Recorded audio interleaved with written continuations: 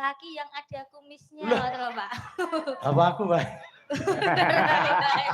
Ampun, Bapak Durno, ampun. Ning estu nggih guru bahasa Indonesia nggih spesialis nggih. Nggih. Kula saniki tak takon, sosok kula bingung Pak ditakoni anak kula.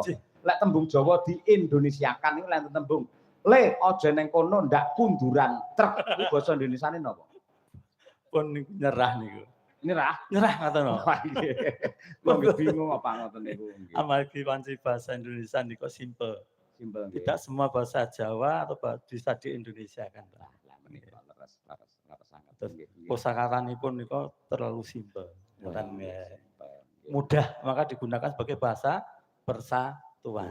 Nggih. Supaya mudah dipelajari oleh suku-suku bangsa yang lainnya. Ngaten Pak alasanipun Pak. Nggih. Niku Pak telok barangipun. Nggih. Kakarane niku ya Mbak tok dipetek mengke nggih.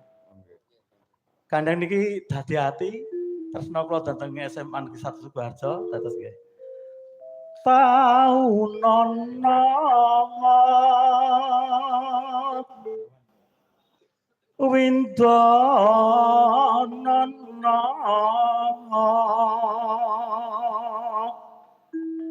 nganti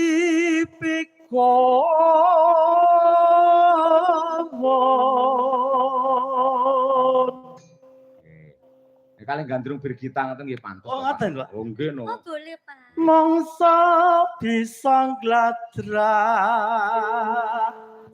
lali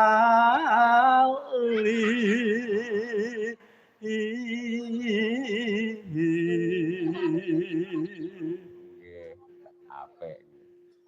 Marang yanyi ingkang tuhu rina wengi dadi ati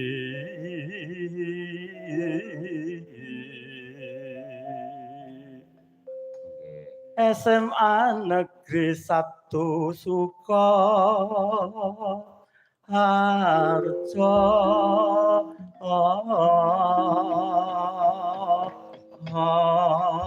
Tepuk tangan untuk Pak Srianto. Wah, dan luar biasa Pak. Pak elok sangen lah. Pensiun pripun dadi penggirang mau pripun Pak? Ajeng daftar nggih Pak. Nggih hiburan Pak. Nggih. Tapi luar biasa Pak. Napa? Sone horep. Horep. Kalau pas teng desa njan suluk. Pas teng pundi? Gendeng-gendeng tok gogrok. Melorot kabeh. Nggih. Kari suarane apa sing mari gogrok kuwi ayo nggih. Tipe luar biasa. Nggih. Jadi yo ketoke cilik kok banter men apik men lho kan. Nggih. Saestu gamelane luar biasa Pak. Weng. Pak Harmani. Binjang yoso gamelan ngangatan nggih. Ngoten. Nggih. Adi tok kutik. Lah SMA mriki lak pun kagungan gamelan to. Nggih ning alit-alit ya Pak. Oh mboten napa-napa, sing penting suarane Nggih, spektakuler Pak. sampun sae lumayan Pak. Wong adik-adik wau siswa do nabu teng mriki nggih sangat luar biasa, Pak. Gugur gunung. Ya. Kaget nonton Pak. Kok gamelan disenggol ngono banter men ngoten mriki. Mboten kok disenggol, disawangi muni dhewe kok. Oh, ngaten. Niku lho Pak, ampuhe gamelan niku nganti kaya ngoten. Anu Pak Dalang, kula niku izin anu Pak Kepala Sekolah mbok bilih tahun depan niku mengadakan pagelaran wayang kulit niku adik-adik niku napa niku dipersilakan duduk di depan sini ngoten lho Pak biar bisa ngematke wayang ngoten lho. Ngematke wayang apa sinden? Ya wayang sak sindene Pak. Lah iya mesti katut iya. Heeh bener. Wong adate lek wayangan nang desa-desa kan cah cilik mlumpuk ning panggung to. Ah nggih bener nggih. Monggo dipun damel gentosan napa pripun Pak Sri nggih.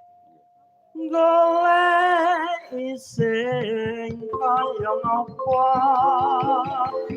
nyatane lakon sepene angger gendro